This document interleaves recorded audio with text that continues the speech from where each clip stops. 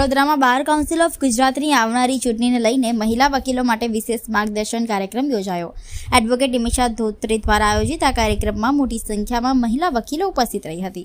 Bar council of ગુજરાતની આવનારી ચૂંટણીને ધ્યાનમાં રાખી વડોદરાના દિવાળીપુરા સ્થિત એડવોકેટ હાઉસ ખાતે મહિલા વકીલો માટે વિશેષ માર્ગદર્શન કાર્યક્રમ યોજાયો હતો।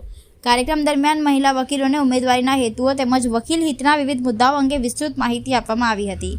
વડોદરા વકીલ મંડળમાંથી બીસીજીની ચૂંટણી માટે ઉમેદવારી નોંધાવનાર એડવોકેટ નિમિષા ધોત્રે પોતાના સંબોધનમાં જણાવ્યું હતું કે વકીલો માટે પ્રોટેક્શન એક્ટ અમલમાં લાવવો, વેલફેર ફી અને વીમા યોજનાઓમાં જરૂરી સુધારા કરાવવા તેમજ વકીલોને સુરક્ષા અને સવલતો મળે તે માટે સતત પ્રયત્ન કરવામાં આવશે।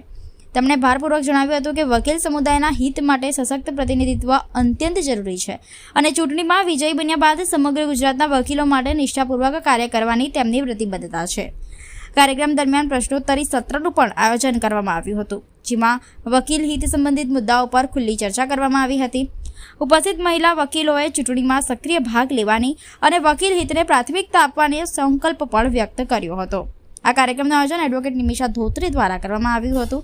તેમણે આવનારી તારીખ 6/3/2026 રોજ યોજાનારી બીસીજીની ચૂંટણીમાં મોટી સંખ્યામાં હાજરી આપી તેમને ભવ્ય મતોથી વિજયી બનાવવા અપીલ કરી હતી। જેમ કે આપણે જાણીએ છીએ કે છેલ્લી 8 વર્ષ પછી આ ચૂંટણી આવી છે, એ પણ સુપ્રીમ કોર્ટે ના ગાઈડલાઈન મુજબ આવી છે।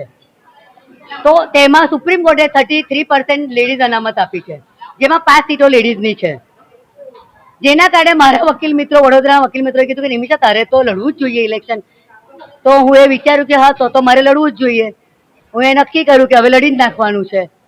જેમાં મારા વકીલ મિત્રોના ઘણા પ્રશ્નો હતા, જેમાં સૌ પ્રથમ વકીલોના માટે advocate protection act. Advocate protection act શા માટે? તો વકીલો પર હુમલા થાય છે, વકીલો પર ખોટી ફરિયાદો દાખલ કરવામાં આવે છે અને અસીલો દ્વારા વકીલોને પ્રતાડિત કરવામાં આવે છે। એવા કિસ્સામાં વકીલોને કોઈ પણ પ્રકારનું પ્રોટેક્શન મળતું નથી। તો મારી પહેલી લડાઈ વકીલો માટે એડવોકેટ પ્રોટેક્શન એક્ટની રહેશે। ત્યારબાદ વકીલોના કામો બધા છીનવાઈ ગયા છે, અરનેસ્ટ કુમારના જજમેન્ટ આવ્યા છે, લોક અદાલતો કરીને બધી જગ્યાએ વકીલોના કામો માટે હવે વકીલોના ઘર કેવી રીતે ચલાવવા એ એક પ્રશ્ન છે। જુનિયરોને એટલી તકલીફો પડે છે, જેના કારણે હું એ નક્કી કર્યું કે આ ચૂંટણી તો હું લડીશ જ। બીજું કે સરકાર દ્વારા પરિપત્રો વકીલોના અગેન્સ્ટમાં જન્મ મરણ આપી દેવામાં આવ્યું છે મામલતદારને, નોટરી પાસેથી સોગંદનામા છીનવીને તલાટીને આપી દેવામાં આવ્યા છે। દરેક જગ્યાએ વકીલોની વકીલાત પૂરી કરી નાખી છે। તો મારી લડાઈ મારા જુનિયર વકીલ, સિનિયર વકીલ તમામ માટે આ મારી લડાઈ છે અને જેમની માટે હું લડત આપીશ। અને જો હું બાર કાઉન્સિલ ઓફ ગુજરાતની ચૂંટણી લડી રહી છું તો હું મારા વકીલોના હિત માટે લડી રહી છું।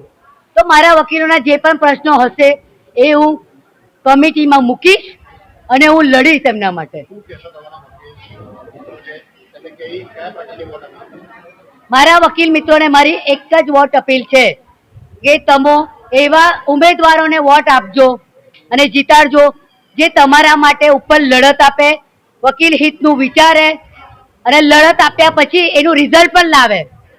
સંગઠન મજબૂત હશે તો આપણી વકીલાત બચશે, નહીં તો વકીલાત આપણી પૂરી થઈ જશે।